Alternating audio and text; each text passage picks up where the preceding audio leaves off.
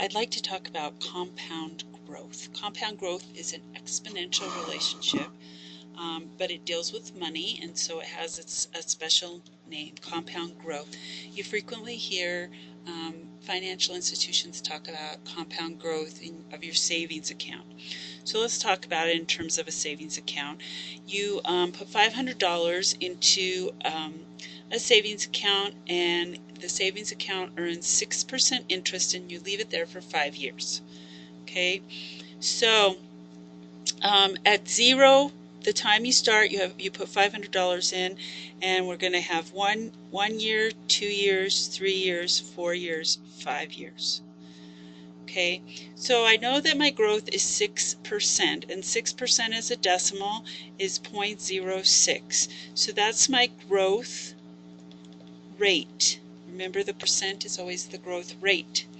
And in order to figure out what I need to multiply by in order to come up with the next number, I actually would prefer to have my growth factor. Because it makes it a little bit easier. Remember, the only difference between the growth factor and the growth rate is 1. So I add on 1, and I have 1.06 is what I multiply by each time. So I'm going to start with 500, and I'm just going to multiply times 1.06, and I just have my calculator here doing that, and I have $530.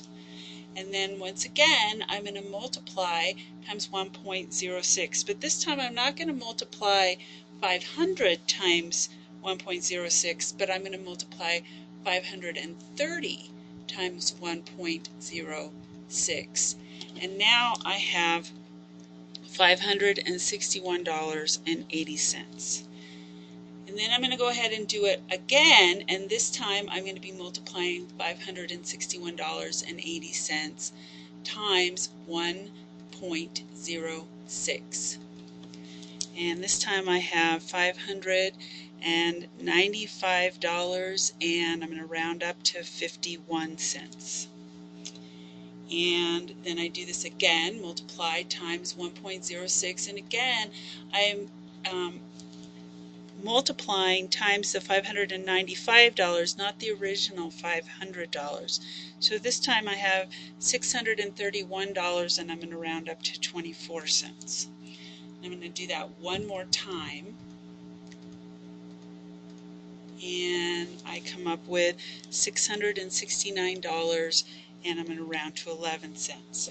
Now, the idea of compound growth means that I'm multiplying each time by that 1.06, but instead of multiplying by my original $500, I'm actually multiplying times the $500 plus the extra $30 in interest that I earned. So compound growth means that your interest is also making interest. Okay, so compound growth means that your interest is making interest itself.